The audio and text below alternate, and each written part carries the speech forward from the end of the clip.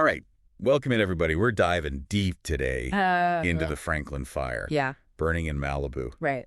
So you might be listening because you've got, you've been to Malibu. Yeah. You love it there. Absolutely. Maybe you know some folks out there, or maybe you're just really interested in wildfires. Right. But either way, we've got a couple of briefings on the fire. That's right.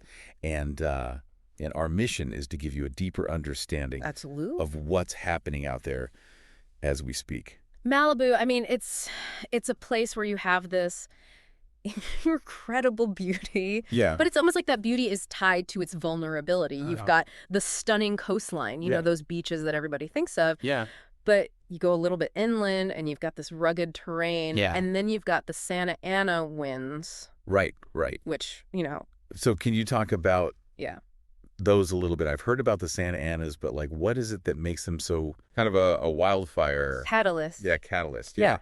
So these winds, they originate in like the Great Basin area. Oh, okay. And it's basically high pressure air that rushes down from the mountains. Right. And as it descends, it becomes hotter and drier. Oh, wow. So imagine like a giant hairdryer just blasting across the landscape, drying everything out. Okay. That's essentially what these winds do. Wow. So even a small spark can turn into a raging inferno. Really quickly? Extremely quickly, yeah. Oh, wow. So you combine that with the dry brush. Right. The terrain. The terrain, exactly. It's a recipe for disaster. So the Franklin Fire, over 1,600 acres?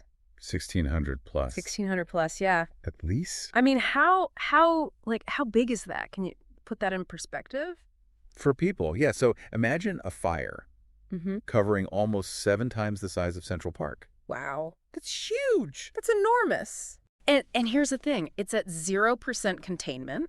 So what does that mean, 0% containment? That means firefighters haven't been able to establish any control lines around the fire. Right. They're battling not just the fire itself, but the terrain and these relentless winds. That must be so scary for folks who are living in the area. Oh, absolutely. Having to evacuate. Right. And you've got Pepperdine University. Oh, right in the thick of it. Right in the fire zone. Yeah. They're under a shelter-in-place order right now. And what does that mean exactly? So that means they're essentially confined to designated areas on campus, waiting for the all clear. And, Pepperdine, I mean, it's such a beautiful campus. Oh, absolutely. It's, you see it in movies and TV shows all the time. Gorgeous. And to think that that's happening there, it must be, it's like... Surreal. Surreal, yeah. To be in a place that's known for its beauty and then suddenly be facing this wildfire. And you think about the students and the staff. Right. I mean, the anxiety. The uncertainty and constantly getting updates, Right. Like the fire's moving this way, the fire's moving that way. That must be really tough. It's just a stark reminder of how quickly events can escalate. Yeah.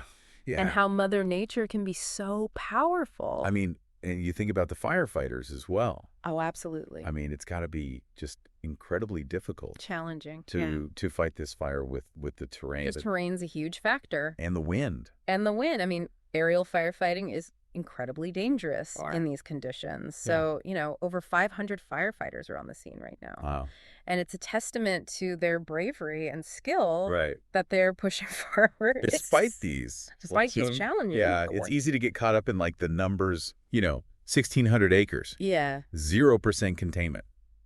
But there are people behind those numbers. Yeah. I mean, there are people's lives. Homes. Yeah. Memories. Absolutely. And social media is just filled with stories right now of residents, grappling with the potential loss. Right. The fear, the uncertainty. Yeah. And it's heartbreaking, It really is.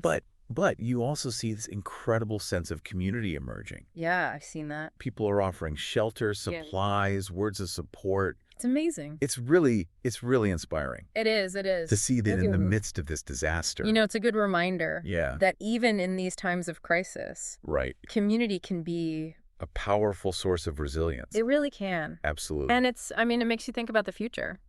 Well, yeah, I mean, you can't talk about wildfires these days without talking about climate change. Right. It's a big part of it. It's a significant factor in the increasing frequency and intensity of wildfires. Globally. Globally, this isn't just a California issue. No. It's happening all over the world. Right. Warmer temperatures, yeah, drier vegetation, altered wind patterns, all contribute to these devastating events. So, I mean, what can we learn from this? Like, even if we're not in California? I think it's a reminder that we're all interconnected. Yeah. And the consequences of climate change are far-reaching. They are. Yep. You know, it underscores the need for both individual and collective action, from reducing our carbon footprint to supporting policies that address climate change and promote sustainable practices.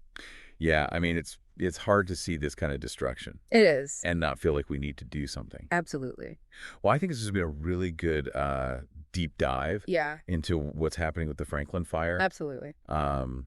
And, you know, we'll keep following this as it unfolds. And I just encourage everybody to just stay informed. Yes. And, you know, maybe even consider how we can contribute to relief efforts. Yeah. And really think about what we can do. In our own lives. Yeah, in our own lives to help mitigate these kinds of disasters. Absolutely. In the future. Yeah. Well, thanks for joining us, everybody, and we'll see you next time. Thanks for having me. Take care. Today is your lucky day. Today is the day that our $3 website works for you, paying you directly to your PayPal daily.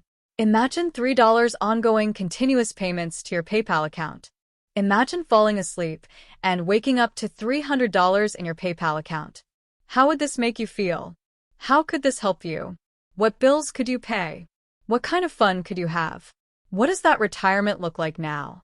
All for a one-time payment of $3. This website is DFY done for you, fully built and completely hosted, and never stops collecting payments for you. You have spent $3 on coffee on a regular, but that coffee won't help you create multiple streams of income. Click the link below.